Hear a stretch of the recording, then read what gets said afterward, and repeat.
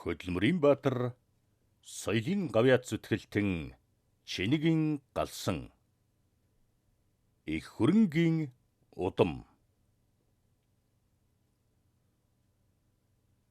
сайрын говийн дунд орж явтал салхи гинтэр гэж цасхайлж эхэллээ.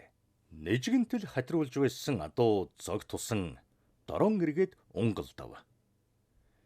Их хөрөн сүргийнхэн дулаан нөмрийг орхин урагшаанд сойлон гарч ирээд баг хөрөнгийн гүрээ хавьяас хавхийт нь хазаж хайрах агшинд цаан зогсоо дөнөн халтарлуу бөксөн эргүүлэн улаан сугруунд түсхийтэл тангарлаа.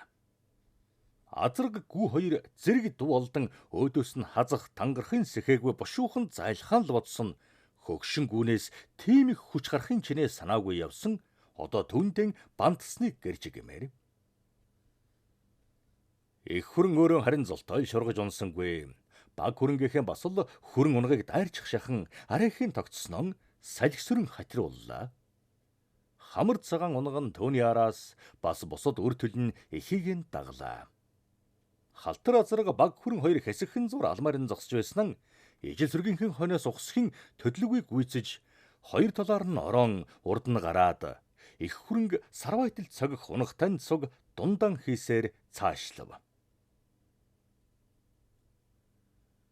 Ахин нөмөрт орсон дон их хөрөн хавиргаараа бүлээцхийг шиг болж бас санснаас болсонд дотор нь уужирч арай л ширүүдчих үдэ хэмээн гэмшисхийн явах ажээ. Харин гинтхэн яагаад тийм аш гаргасныг нь цаад хоёр ойлгосон болтой. Хэрвээ одоохондоо ойлгоогүй байлаач гэсэн нэгэн цагт ойлгох нь лавтай.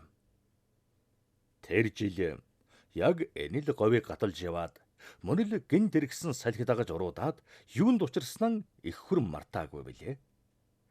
Тэр шуурганаар эцэг их бас олон ижлэн сүйд болоход өөрөө нь залуу чирэг биеийнхэн хүчээр л үлдсэн юм. Тэгэхэд харин баг хүрэн гэгдэж явсан цагаам. Урд зун нь ойртох бүрий эцэг азраг нэг л ааш ширүүн байдаг байсны нэг өдөр бүр хайрж тангарсаар бусад хитэн байцны хамт ижил сүрэг дундаас нь хүн гаргажээ. Тэгээд гайхан алмарчгаад явж байтал бүхнийг айлгсан догшин хар хэмээн алдаршиж хүм малд ад үзэгдсэн азраг давхин ирээд хөөн аваачиж ижил сүрэгтэй хураа нэлвэснийг санах бүр хөрөн гүний дотор өмөрдөг ажигуу.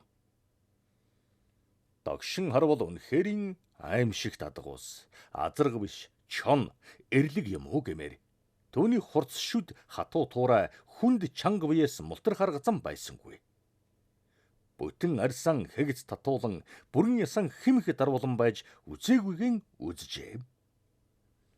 Харин тэгж үйлийн үзснээс хойш хар азрагт өнөөгдөд илэн тоохон болов. Хавцсанд хайруулж, таарлсанд тангаруулж явсаар нэг өдөр босон давхиж ажил сөрөгтөн буцаад ирвэл баг ихгүй унгалдан өгцсөн юм.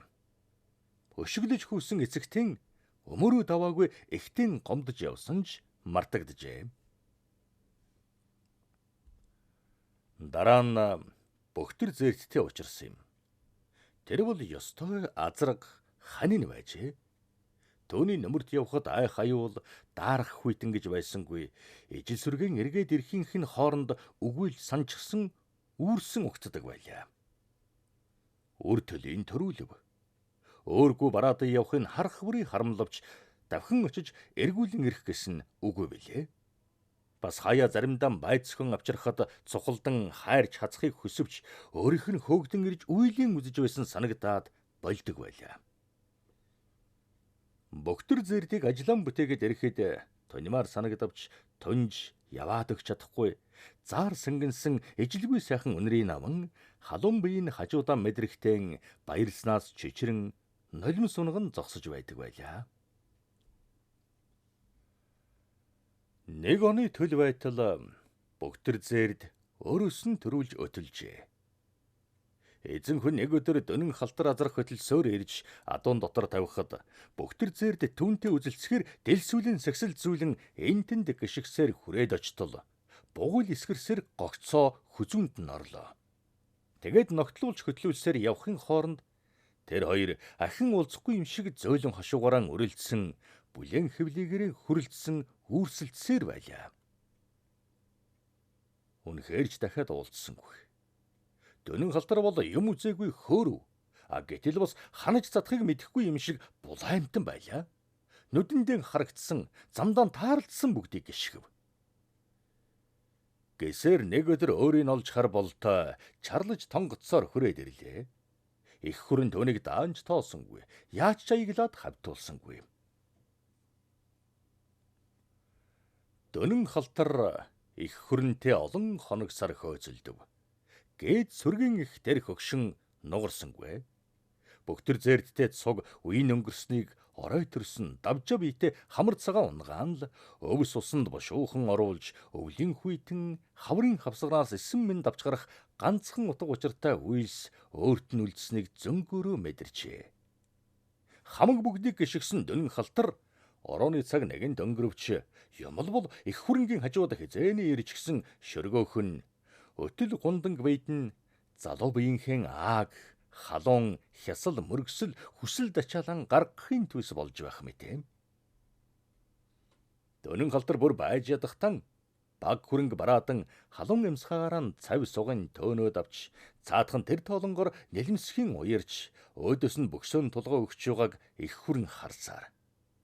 Өнөөдөр ч гэсэн сайрын говор хатрүүлж явхад дөнөн халтартай баг хүрэнг биеийн ямар ч илж сэтгэлийн ямар гэгээ холбож байсныг хөгшингүү мэдэж тэгээд ч бөгтөр зэртти өнгөрүүлсэн жаргалтай үеийн дурсан сансаар аваа. Гэхдээ цээж нэг л төгшүүрээр дүүрч зангирсаар тэр нь хөөрүү азраг гинэн охин хоёрынх нь явдалтай огтхонж холбоогүй байлаа. Сас өтгөрч шуургач чангарсаар дөнөн халтар баг хүрэн хоёрын элчинд хавиргаараа бүлээн явавч магна зоон руугаар нь нэвтүүлэх хүйтэнд ясан янгирж дотор маналцах нь тархин угсан зарцаж эхлэх мэтээ. Ийм л юм болох гэж байгааг одоо түүнээс эсэн мэнд молторохгүйгэн мэдэж байлаа.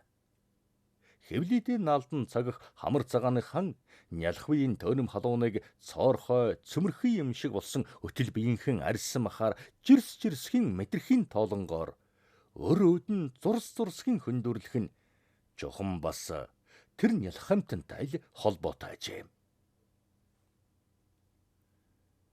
Сайрын говийг арайхийн туулжээ.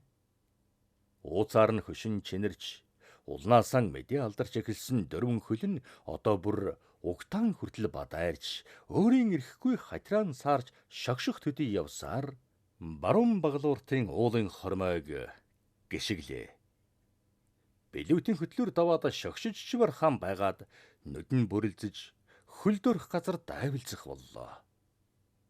Угэнч ойртлоо доо гэсэн нэгэн бодлоос зуурсаар хөшингийн чирэн аахилсаар урагшаан зүтгсээр. Устын улааны алаг сахааг дундах тогоомд нэгэн хүнкрээс нэгэн азар гадуу гарч ирвэ. Хүнхрийн цасыг нэгэнт чир болтол гიშгэж бут бодрог бүрийг үндсэнд нь толтол мэрж олонхийг бас цавчин ухаж хөрсийг эргүүлжээ. Тэрүүхэнд хэсэгхэн газрын цас хөрсөл бүтнээрэн үлдсэний голд хүрэн адууны дэл зоо цохой хажээ. Хүнхрийн ирмэг дээр зогсоод эргэн хоргодох тэр адуун доторх содон хүрэн гүг хоёр талаас нь хоёр даагад тэлээлэн бараад саар явлаа.